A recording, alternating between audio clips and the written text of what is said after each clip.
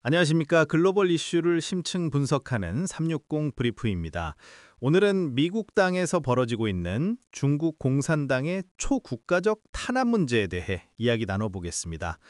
특히 파룬공과 셴윤예술단을 향한 중국 공산당의 위협이 도를 넘고 있으며 이는 사실상 전쟁 행위라는 강력한 경고가 백악관 내부에서 나왔습니다. 이 문제에 대해 자세히 짚어보겠습니다. 백악관 종교자유위원회 위원인 에릭 메탁사스가 중국 공산당의 행위를 전쟁이라고 규정했죠. 네, 그렇습니다.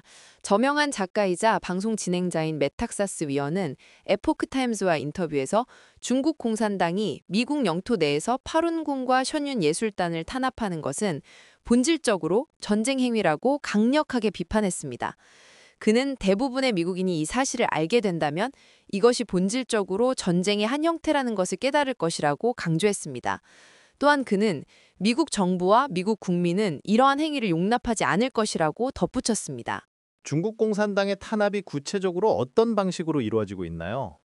중국 공산당은 2024년부터 미국의 소셜미디어, 주류 언론, 심지어 사법 시스템까지 무기화하며 파룬군과 션윤에 대한 초국가적 탄압을 급격히 강화하고 있습니다. 유명 법학자인 위안 홍빙 전 베징대 교수에 따르면 이는 시진핑 주석의 직접적인 지시로 여론전과 법률전을 통해 주로 실행되고 있다고 합니다. 여론전과 법률전 외에 물리적인 위협도 있었습니까? 네, 그렇습니다. 극단적인 폭력과 위협도 계속되고 있습니다. 대표적인 사례로 지난 2025년 2월 20일 워싱턴 DC 케네디 아트센터에서 열릴 예정이던 션윤 예술단의 첫 공연에 폭탄 테러 협박이 있었습니다. 다행히 협박은 해제되고 공연은 예정대로 진행되었지만 이는 매우 심각한 사건입니다. 션윤 예술단은 공산주의 이전의 중국 문화를 선보이는 뉴욕 기반의 단체로 수년간 중국 공산당의 악의적인 공격 대상이 되어왔습니다. 또한 파룬다파 정보센터에 따르면 2025년 9월 25일까지 파룬궁 수련다와 지지자들을 대상으로 한 살해 위협이 최소 184건 기록되었으며 9월에만 7건이 발생했습니다. 이러한 위협에 대해 미국 정부는 어떻게 대응하고 있습니까? 트럼프 행정부는 이 문제를 매우 심각하게 받아들이고 있습니다. 지난 3월 NTD-TV 기자가 백악관 브리핑에서 션윤 공연 테러 협박 사건에 대한 정부의 대응을 묻자 캐롤라인 레빗 백악관 대변인은 파괴 행위를 하지 말라고 외국 정부 행위자들에게 명확히 경고하며 현 행정부는 이를 매우 심각하게 다룰 것이며 관련자에게 책임을 물을 것이라고 밝혔습니다.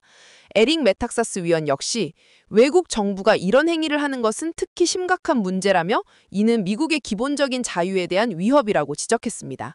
그는 트럼프 행정부가 이 사안을 인지한다면 매우 강력한 조치를 취할 것이라고 믿는다고 말했습니다. 앞으로의 대응은 어떻게 전망해 볼 수 있을까요? 메탁사스 위원은 이러한 중국 공산당의 탄압 행위를 백악관 종교자유위원회에 직접 보고해야 한다고 제안했습니다. 이 위원회는 2025년 5월 트럼프 대통령의 특별 행정명령으로 설립되었고 종교인과 기관이 차별이나 정부의 적이감 없이 자유롭게 신앙을 실천할 수 있도록 보장하는 역할을 합니다. 메탁사스는 이 문제는 우리 위원회의 관심사이며 트럼프 대통령과 행정부가 이 상황을 알게 되면 매우 진지하게 대응할 것이라고 강조했습니다. 따라서 앞으로 위원회를 중심으로 더욱 체계적이고 강력한 대응이 이루어질 것으로 보입니다. 네, 미국 내에서 벌어지는 중국 공산당의 초국가적 탄압 문제는 단순한 내정 간섭을 넘어 주권과 안보에 대한 심각한 도전으로 인식되고 있습니다. 미국 행정부의 향후 대응에 귀추가 주목됩니다. 오늘 소식은 여기까지입니다. 시청해 주셔서 감사합니다.